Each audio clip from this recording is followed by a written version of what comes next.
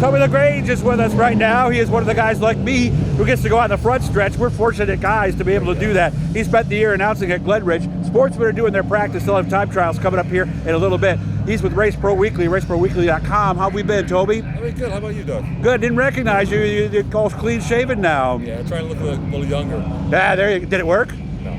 Oh, it did. Okay, all right. Big thing we were just discussing is these big car counts, especially 358s and modifieds. 100 358s. What were the modifieds again? It was like 80. 87, 88, something like that. We were trying to figure out why. I had an idea.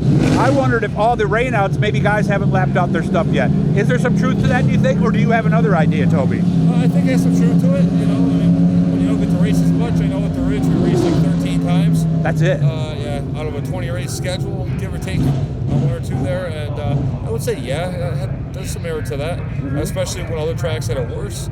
Obviously, some had it better, but impressive car counts, that could be a reason. Of course, we want to thank Carl Electra for helping us get in here, and of course, Garofalo's too.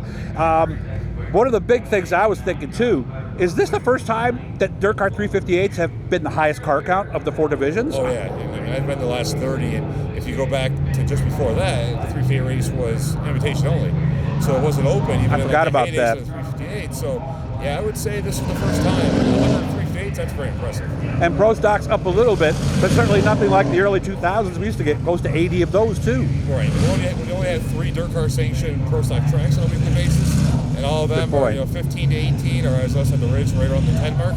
You know, 28 is a pretty good number. 43 or 41, I can't remember what we had. We started told before the autism. Oh, really? They had that many? There was a ton of Pro Stocks there for that one. But otherwise, it's normally in the high 20s for the series races, so it's pretty consistent. And of course, a lot of that back in the early 2000s was Canadian drivers, probably 30-40%, I would think, right? Absolutely. Maybe more? Absolutely, but also the rules are different, you know.